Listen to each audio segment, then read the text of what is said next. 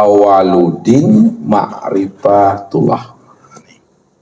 Nah ini yang pertama kali diajarkan Nabi kepada umat ini.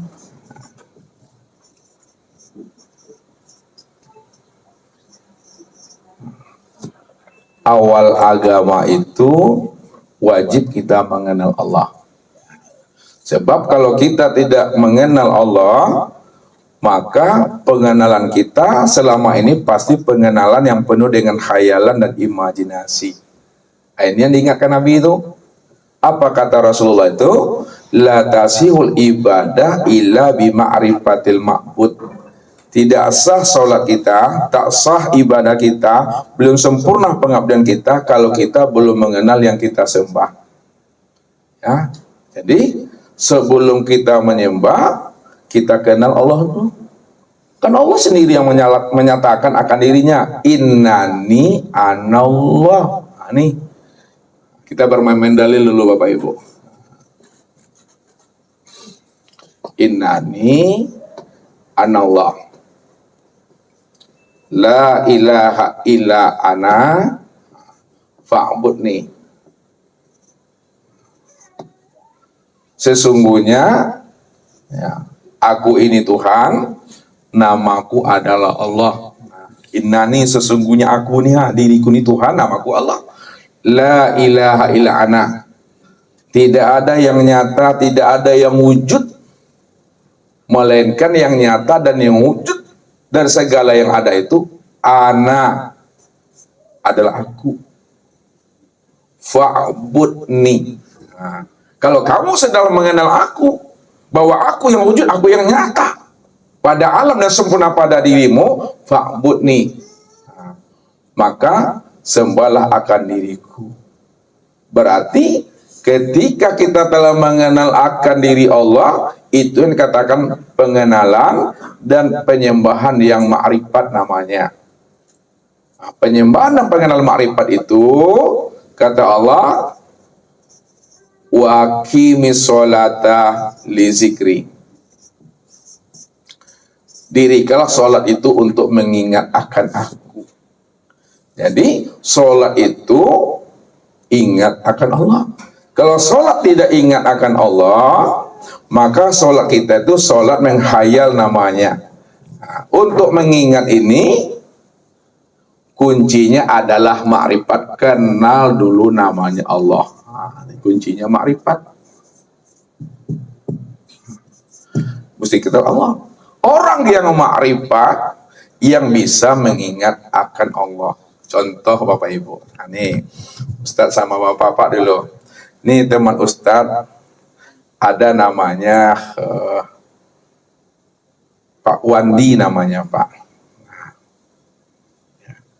Kira-kira Bapak Ibu bisa nggak mengingat teman Ustadz namanya Pak Wandi yang ada di Pekanbaru sekarang tuh? Nggak bisa. Apa sebabnya tak bisa? Tak kenal. Yang kedua, walaupun Bapak Ibu berada di sini, bisakah Bapak Ibu mengingat anak, menantu, cucu, ayah, bunda, walaupun jauh mereka itu dari tempat kita di sini? Bisa? Apa sebabnya? Nah, kita kenal. Berarti syarat mengingat Allah ini, nah, lihat, syarat mengingat Allah itu kenal lebih dahulu. Nah, kenal dulu. Makanya awaludin ma'rifatullah. Dan Allah juga begitu. Sebelum kamu itu menyembah aku, ingat aku, kenal aku lebih dahulu. Innani anallah. Tuhan. Kan jelas Allah bilang tuh. Kenali aku ini Tuhan, namaku Allah. Udah kenal kamu dengan aku, tidak ada yang wujud dan yang nyata melainkan aku, baru ada perintah di situ, fa'budni, maka sembahlah aku.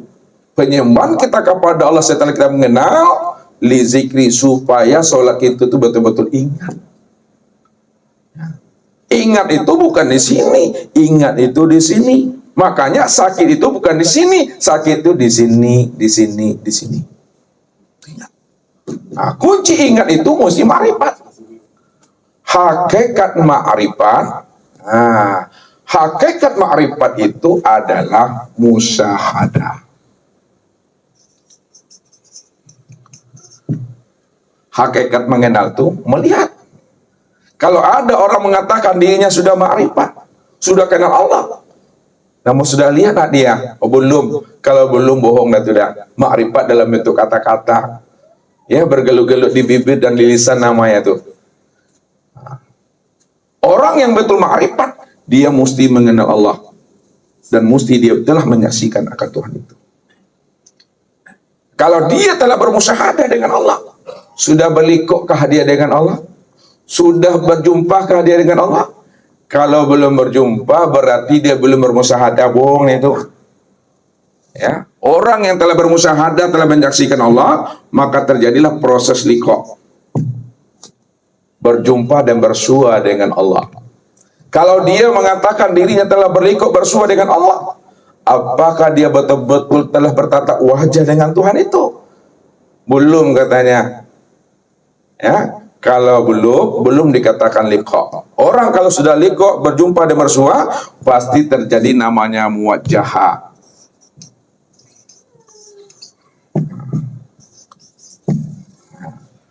Oh, dia sudah bermuwajahah, sudah bertatap wajah dengan Allah.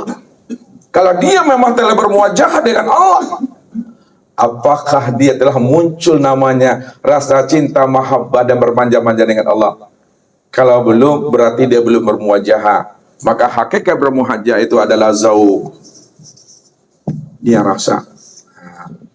Jadi syarat mendapatkan zauq, rasa, mesti bertatap wajah. Syarat bertatap wajah itu mesti berjumpa dulu, bersua, bersobok. Syarat berliqa itulah menyaksikan. Syarat menyaksikan itu mesti mengenal dulu. Syarat untuk mengenal mesti mampu memandang dan ikrok ke dalam diri ini. Maka mencari Tuhan itu jangan ke gua. Jangan pergi betapa-tapa pula kita itu di hutan-hutan belantara nak kamu sobok ke Tuhan di situ paling Dracula dan King Kong situ itu. Ke dalam diri. Ini yang diajarkan Nabi. Man talabal maula bi ghairi nafsin faqad dolalan ba'ida. Barang siapa ingin mencari dan menemui Tuhan keluar daripada dirinya, ke gunung, ke hutan, ke dasar laut, dia tidak akan pernah berjumpa dan bersua dengan Tuhan yang dia cari. Maka sungguh dia telah berada pada kesesatan yang sangat jauh. Ini ilustrasi Bapak Ibu, ya. Ada seekor ikan, kata Ustadz. Seekor ikan ini berenang di dalam air 7 hari 7 malam Bapak Ibu. Mondar-mandir ilir kenyak-kenyin, ilir apa? Kenyak-kenyin tahu? Ilir mudik, mondar-mandir keliling-keliling.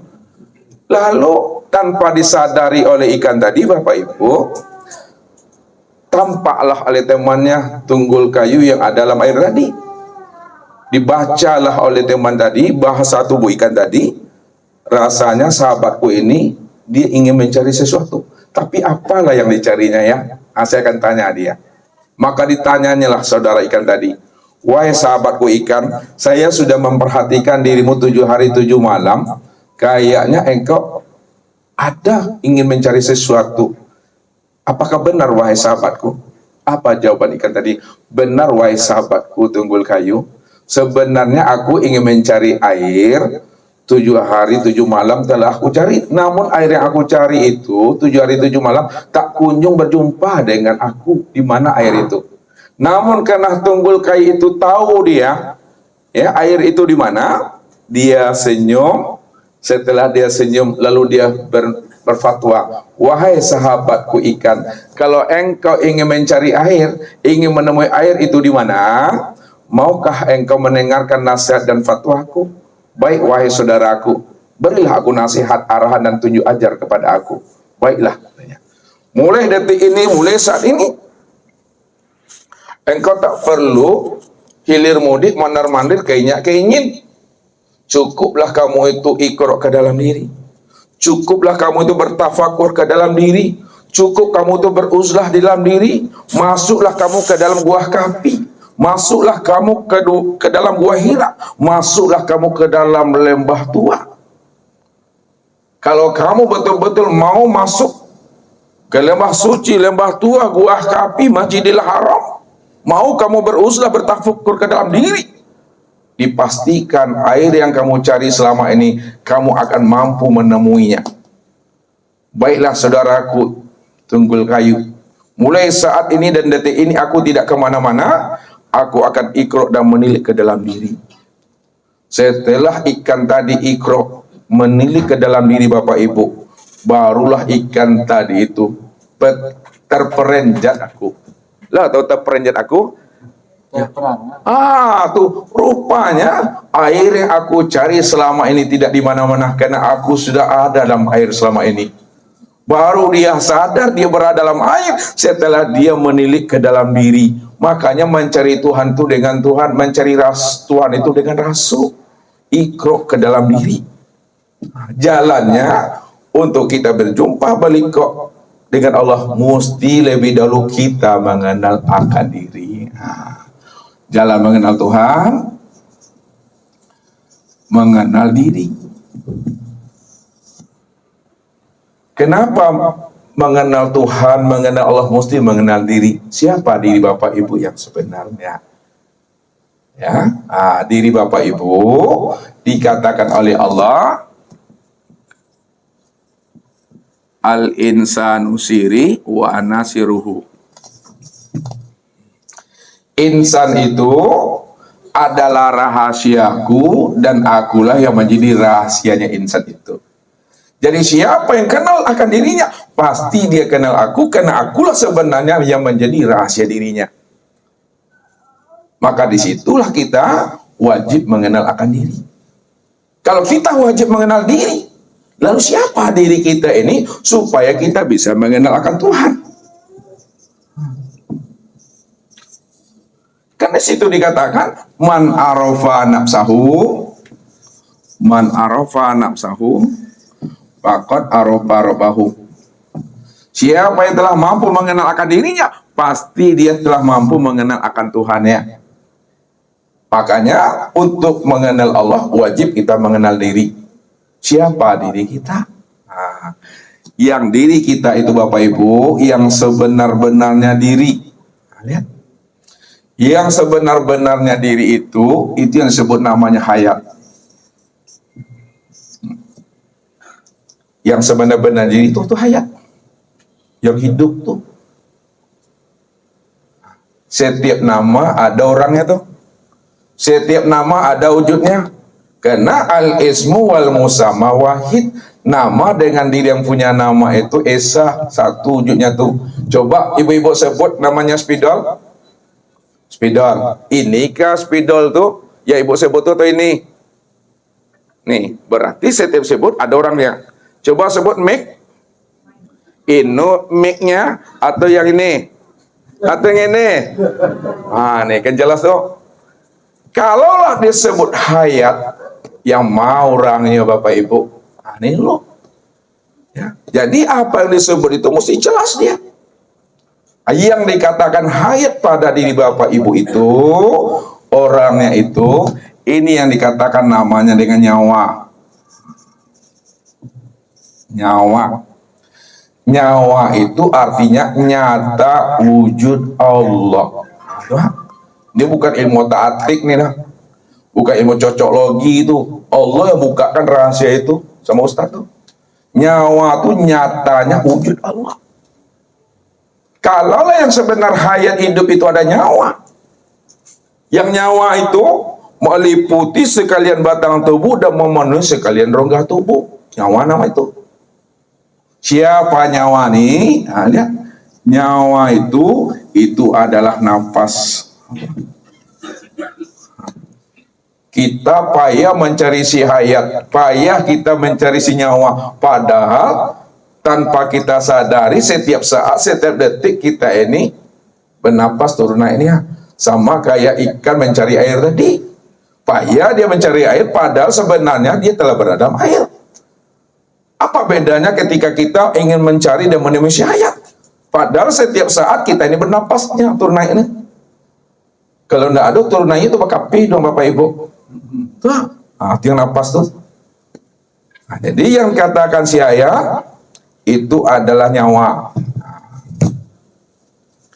Jadi meniliknya dengan rasa Bapak Ibu, dengan rasa mencarinya. Ini yang Ustaz katakan tadi, al-qalbu kamislil mir'ah man nazara fihi tajalla rabbahu. Hatinya Bapak Ibu itu ibarat cermin.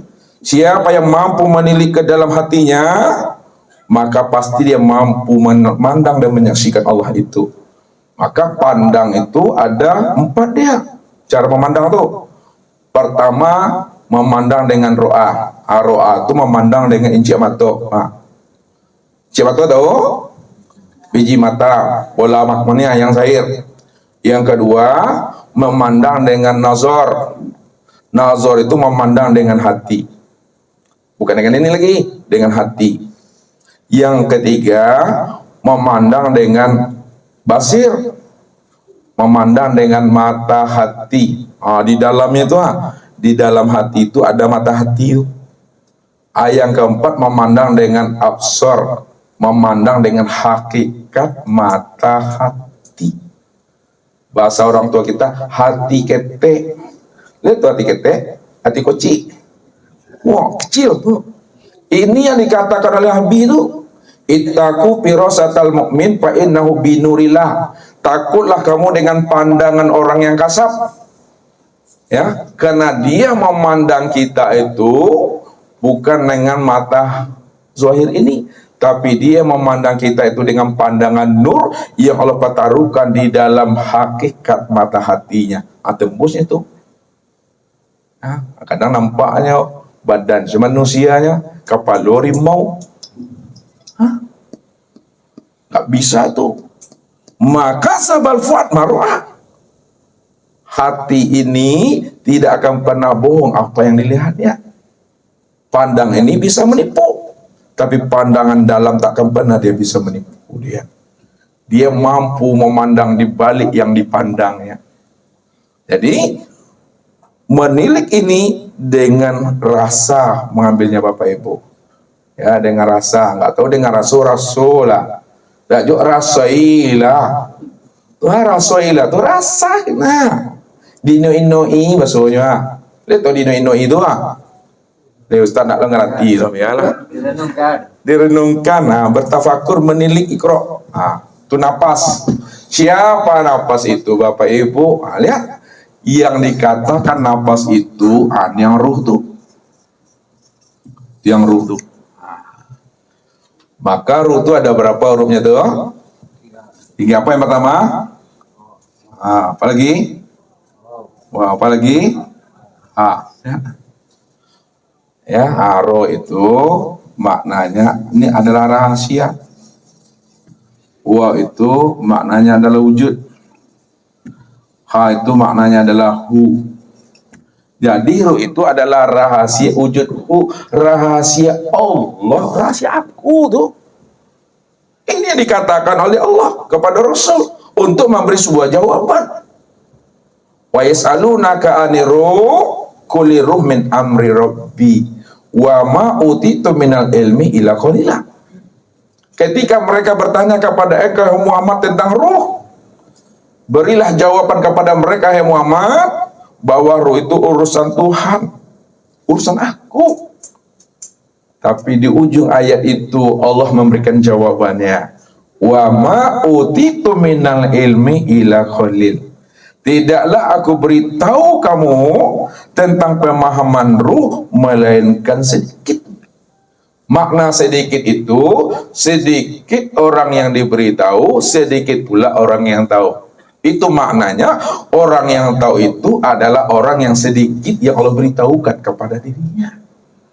Makanya yang ruh itu dikatakan rahasia wujudhu, Allah aku.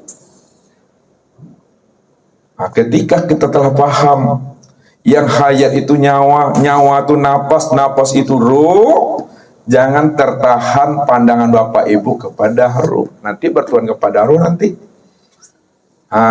Tilik lagi itu. Wa fi anfusikum afala tubsirun. Siapa ruh? Ruh inilah yang disebut namanya dengan sir. Ruh itu yang disebut namanya dengan rahasia. Kalaulah ruh itu dikatakan rahasia, rahasia siapa sebenarnya itu? Ya, sir itu sebenarnya adalah Nur Muhammad. Dia Nur Muhammad tuh. Jadi ruh itu tiada lain adalah rahasia wujud Muhammad tuh. Dah paham kita bahwa ruh itu adalah rahasia Nur Muhammad. Siapa Nur Muhammad itu? Nur Muhammad itu adalah sifatku. Sedangkan sifatku itu tiada lain adalah aku. Itulah yang dikatakan Allah itu dalam hadis qudsi. Al-insanu sirri wa sirri sifati wa sifatil ghairi. Nih. Al-insanu sirri wa sirri sifati wa sifati la ghairi. Insan itu adalah rahasiaku. Makanya kita ingin mengenal diri tadi insan tuh. Rahasiaku itu adalah sifatku. Sifatku itu tiada lain adalah aku. Makanya yang dikatakan Allah, yang sifatku itu adalah Nur Muhammad tadi. Nur Muhammad itu yang sifatku tiada lain aku. Kalau sifat itu tiada lain aku, maka sebenarnya akulah yang sebenar-benarnya aku tuh. Tak ada siapa-siapa. Itulah kuncinya. Siapa yang kenal dirinya, pasti dia kenal akan Tuhannya. Siapa aku tuh? Yang aku tuh yang sifat. Yang siapa yang sifat? Ini yang namanya Nur Muhammad. Siapa Nur Muhammad? Itu yang sebut namanya sir. Siapa yang sir itu yang ruh. Siapa yang ruh itu yang nafas. Siapa yang nafas itu yang nyawa. Siapa nyawa itu yang si hayat. Siapa yang sebenarnya hayat itu ya diri. Siapa yang diri itu? Tuhan. Allah itu yang diri yang awal. Allah itu diri yang sejati. Allah itu yang seakmal diri. Allah itu yang sebenar-benarnya diri. Itulah sebabnya man arafa nafsahu faqad arafa rabbahu. Siapa yang kenal dirinya, pasti dia kenal akan Tuhannya. Siapa yang telah mengenal Tuhan, siapa yang telah mengenal Allah, dipastikan dirinya itu betul-betul mati.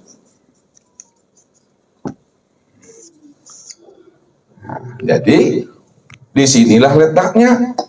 Orang yang telah mengenal Allah pasti dirinya mati. Kalau dirinya belum mati, maka belum berjumpa dan belum bersua dengan Allah itu. Jadi syarat menemui Allah itu mati. Kan ini yang dikatakan. Lan tara rabbakum hatta tamutu.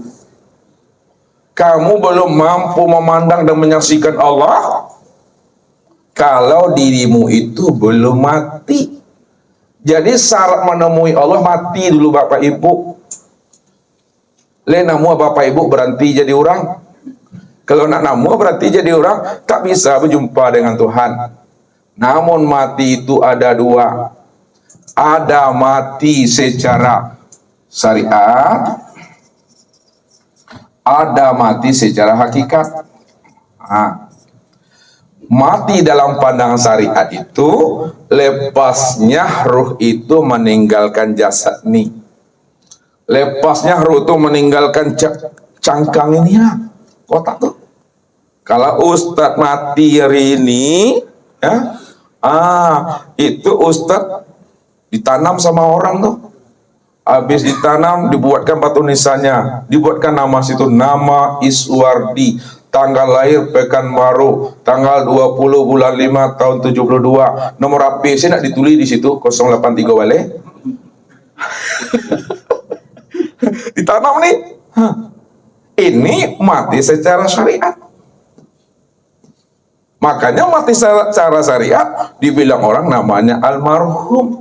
Padahal walaupun orang mengatakan dirinya almarhum, kalau dia tidak mengenal Allah, maka panggilannya bukan almarhum, panggilannya al-mal'un. Bukan al-ma'un, al-mal'un, orang yang dilaknat Tuhan. Walaupun dia mati, berpisah tubuh dengan ruh, berpisah ruh dengan tubuh, ditanam dia. Kan di situ dibilang tuh, innalillahi wa inna ilaihi raji'un, telah berpulang ke rahmatullah salah seorang jemaah kita tarekat Naqsabandiyah Qadiriyah. Pandang-pandang lah. Almarhum disebut. Tapi kalau dia tidak mengenal Allah, tidak disebut almarhum. Orang yang mendapatkan gelar almarhum, yang dirahmati adalah orang yang mati, yang telah mengenal akan Tuhannya. Tapi kalau dia tidak mengenal Tuhan, al-mal'un. Itu mati secara syariat. Kalau belum berjumpa Tuhan, sebelum datangnya Israel, sangsai sangsaru Bapak Ibu. Ini yang katakan oleh lagu tuh, menangis mayat di pintu kubur. Wah, menyesal. Namun mati dalam pandang hakikat, inilah makna yang sebenarnya. Ini yang dikatakan oleh Nabi, mutu qabla antamutu.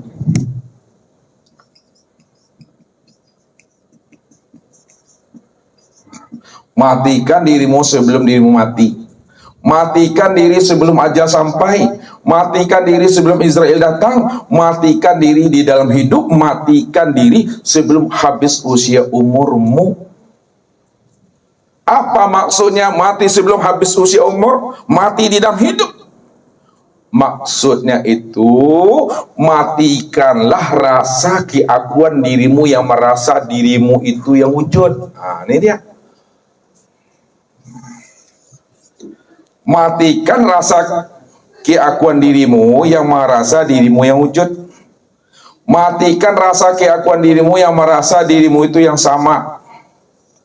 Matikan rasa keakuan dirimu yang merasa dirimu itu yang basar, yang merasa dirimu itu yang bersifat kalam, ilmu, kodrat, iradat, dan hayat. Kalau telah mati, akan rasa keakuan dirimu yang bersifat wujud, yang sama basar kalam, ilmu, kodrat, iradat, dan hayat, maka disitulah kamu akan menyaksikan Allah betul-betul nyata, senyata-nyatanya, sempurna dia disebut dengan insan itu.